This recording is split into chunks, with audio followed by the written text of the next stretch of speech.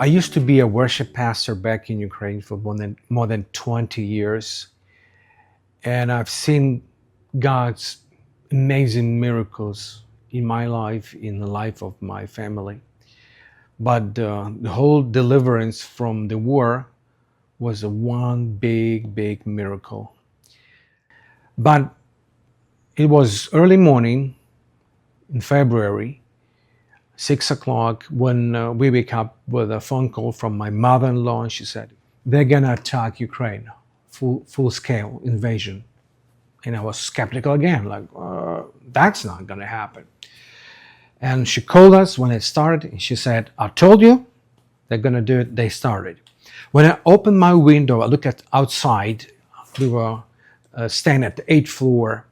It was so surreal because all these sirens were sounding from many directions. There was some explosions on the background. And the main road, I could tell it was blocked. The traffic was not going anywhere. People were trying to flee, and eventually it was hard to do. So we prayed, like, what we should do. And we got this kind of a peace in our hearts.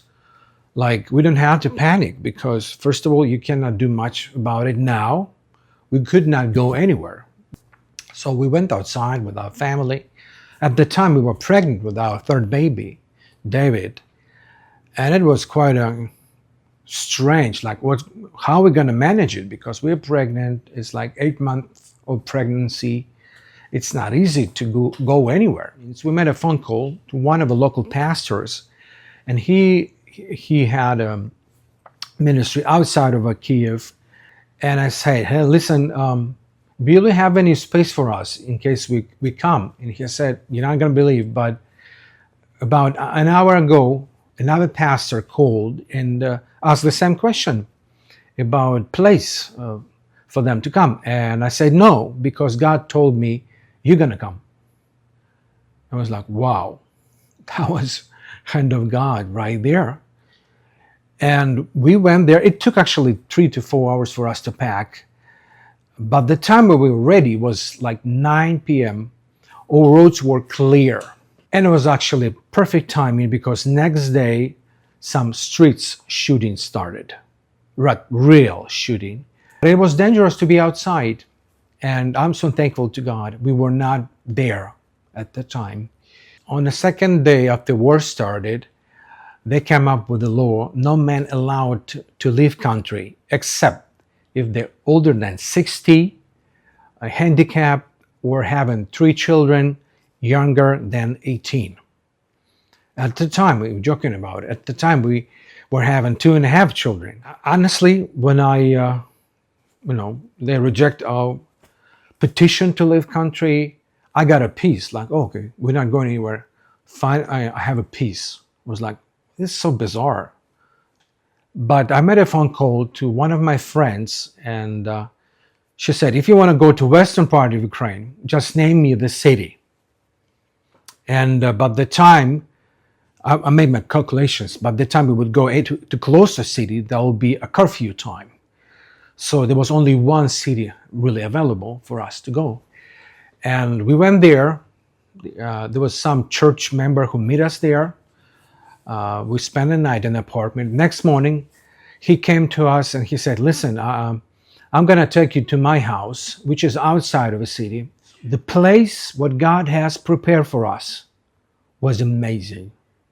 Like, they did a fresh renovation there, and it's a village. It's from a main window, you could see beautiful field, beautiful little river and a forest.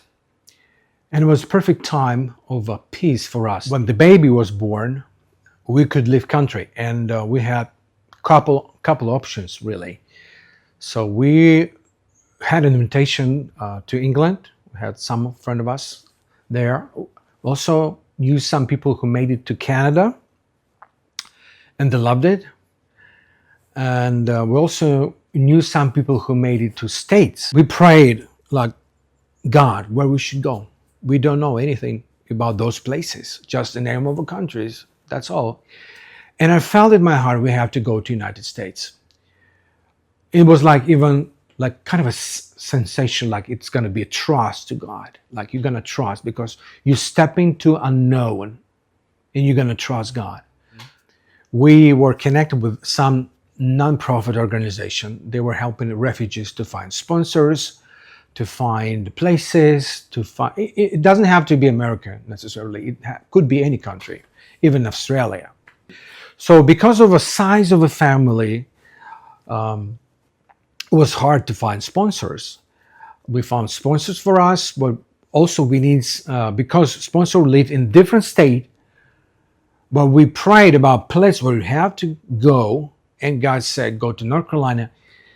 We decided to go to North Carolina anyway, even without any housing available at the time. I'm a member of Prophetics Christian Gallery. That's a gallery of Debbie Marino. And she decided to step in and help us with connecting us with the leadership of Testify Church Raleigh. And we got this grace to stay at the guest house for 2 months before we'll find our house. So while we were waiting for our tickets to be purchased, I decided to address one of my old health issues. We went to medical center in a near city. So they discovered some cancer in my rectum. So I was in shock and I was so tired. And after the whole procedure was done at the medical center, my wife told me, hey, let's go to a biggest shopping mall of this town. And I said, honey, I'm so tired. Let's go home. It was on the same street. It was 2 minutes ride. So we went to opposite direction. 2 minutes later, Russian rocket hit that shopping mall, severely damaged 50 people, 20 people were burned alive. The whole place was absolutely destroyed. There are still some missing people because it was so heavily burned. It's hard to identify even DNA. When I got home, I was pretty, it's like instead of shock. First of all, I just was diagnosed with the cancer, and a couple hours ago, I almost were killed with a Russian rocket. So I said to myself, probably this cancer will not going to be able to kill me because somehow God saved our lives today. Well, it was an interesting story on the Ukrainian-Polish border. When we arrived there, actually, when we were driving there was a long lines of cars on the right.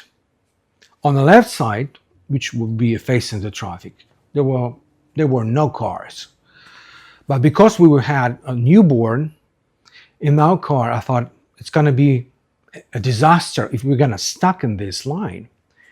So I decided to go facing the traffic. So when we got to the custom courts, it was another line of people. And I asked the lady in front of me, for how long you been waiting here? She said, about 4 hours without any movement. And I was like, oh my gosh. We have to go to Warsaw. Like we have to be there like in a couple hours. So the baby started to cry in the car. And I said, listen, honey, can you take him outside? And she took him outside. While they were walking there, I said, hey, what do you think? Maybe you should go to custom workers and ask them, maybe we can skip the line because of a baby. Like a couple of minutes later, she showed me like, hey, come here. We went there.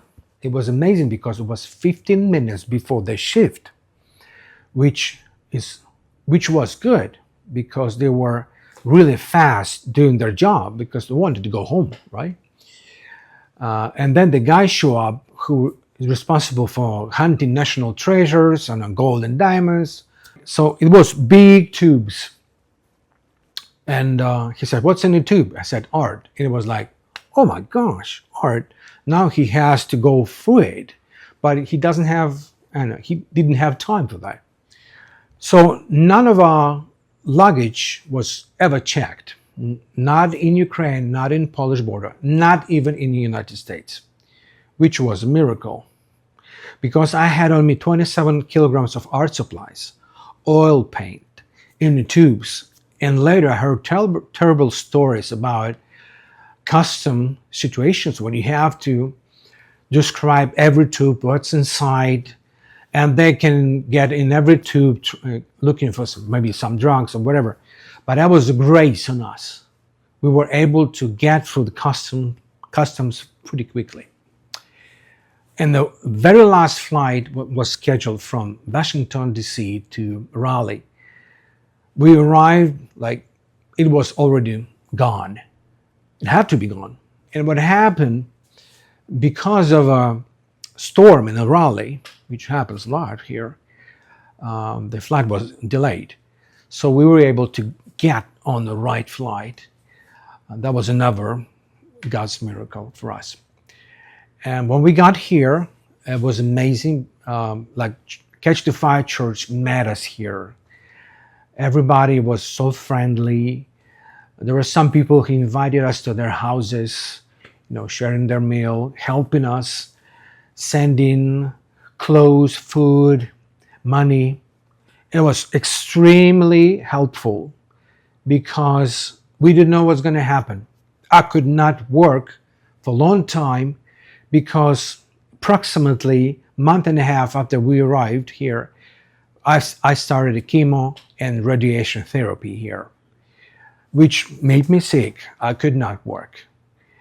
And by December 2022, it looked like cancer was gone, and we were all rejoicing about it. But 4 months later, it came back. I had to go through 5 surgeries and 3 chemotherapies. But now there's some positive dynamic in this. They cannot find it in my body, so we believe it's gonna stay this way. There are some people who were really asking me a question: why it happened to you, this cancer, all this terrible journey, like you were almost killed with a rocket, like almost like what's wrong with you? We've been told in 90s, like, come to God and you will have 0 problems. Like God's gonna give you a car, house, wife. It's like a fairy tale, right? And then a little later, we've discovered it's really not like that. It's like our life with God is journey. Really, He never promised us to have an easy life. He promised us He's gonna be with us every day. And as a matter of fact, I believe we are here on earth for this reason, for our transformation of our character before eternity. We have to show with our life to whole heaven and hell what is our belief, what is our trust. Like, will we trust to ourselves, or are we going to trust God? So to me, every day is like the last day. Like, really, God, thank you for this day, for bringing your grace and mercy to this day, because it's not promised. Next day is never promised. This is all about being trained by God how to love somebody who's probably impossible to love. Like, maybe you would have all rights to hate that person, but life is already filled with a hatred, and it's enough. So I think when we let Holy Spirit to live in our hearts, He's going to show us what is our unique way and journey with Him. And sometimes you can be surprised how difficult it might be. How difficult it might be to keep your faith and trust. And I'm not trying to say I was trusting God every day. Sometimes the devil was sending me some thoughts like no faith. Like, what you're going to do tomorrow? You have no money left. What you're about to do? How are you going to survive? Like those type of questions, like I could not solve because I didn't have any solutions for that, except keep trusting God. To be honest, I think the main transformation in my heart, what I've noticed so far, it was like ability to love people who's really doing bad things. Like, for example, what Russia is doing right now to Ukraine, right? And we know the story not from the news, but from a personal testimony of multiple people. So we can see the wider picture, right? And I know for majority of believers in Ukraine, it's very hard to forgive Russians. And I understand why. But I understand also I'm going for the transformation season, even right now. Like, you have to pray for those people.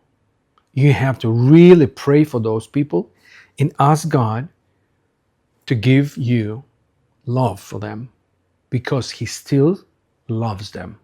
Like, the whole thing with the war is very harsh, but it's way easier for people to realize how much they need God. Like, their life can be over tomorrow or next minute. The tomorrow is never promised to us. We can live every day with hope. With God is near us. Of course, we have to spend this day with God. We have to start our day with a prayer, with a worship. That's the best scenario for us. And then just after that, continue our daily life.